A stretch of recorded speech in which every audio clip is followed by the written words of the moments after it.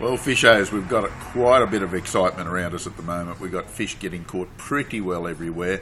There is the odd exception, but yeah, that's part of fishing. Dartmouth Dam, getting some good results from there.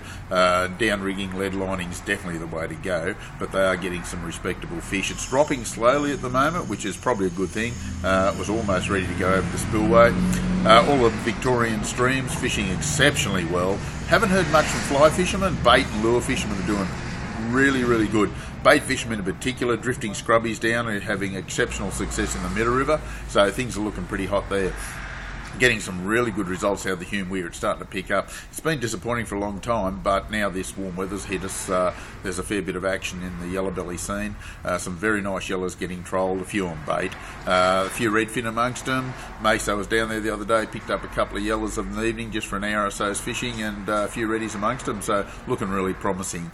Getting a bit of action out of the river below the Hume Weir. There was a 10.5 pound brown trout taken there, just on a lead fish, but looking really good. There's some fish coming out of Mulwala, cod actually, but don't forget it is a closed season, so you must release them. A bit of a yellowbelly fishing comp down there in the last week or so, and there's a few cod caught in that. So it's looking half okay, but you've got to work pretty hard at Mulwala. Now, getting up closer to Wagga, Murrumbidgee River and Old Man Creek, some really good fishing in there. Mainly bait fishing. Most of the bait fishers are getting great numbers of cod and yellows and letting the cod go. The lure fishermen are getting a few fish, but we haven't had a lot of lure fishermen pulling their finger out at the moment and getting stuck into it. So that'll happen in the next few days, no doubt, because the river's really clean, looking fantastic, actually. Tumut River, great catches of trout out of there, very happy with it. Running high, but still quite fishable, especially with Tassies, Celtas, CD5 Rapalas, anything of that nature will do the job. Blowering is finally on fire, starting to happen nicely. The full moon produced some really good quality yellowbelly. Biggest one heard of, 67 centimetre. These fish were taken on the troll, but there's been some very good fish caught on the cast as well.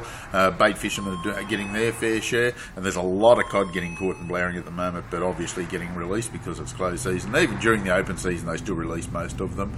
Talbingo, a bit patchy, not a great deal happening there. There is a few trout coming out of it. You might have to use fenders and worms, probably the best bet.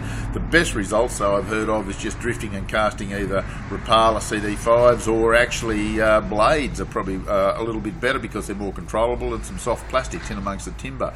Yukonbee and Tantanga at Jindabyne doesn't get too much better than what it is. Plenty off the bank with bait, and also trolling up there is very productive and some really good sized fish, especially Tantanga. It's been consistent for a long time now. Wangler starting to move a little bit, had a few good reports from there, a few yellowbelly getting caught up there on the troll, have seen it better. Burrinjarki, it's the place to be. Lots of yellows. Most of them are up in the arms, the Bidgie and the Goodra-Digby arm, up around that wee Jasper area from Kerry's Reserve down to Wade Island, still fishing really well like it has been the last couple of weeks. So great reports there. So things look really hot, and hopefully you'll get some good fish this weekend.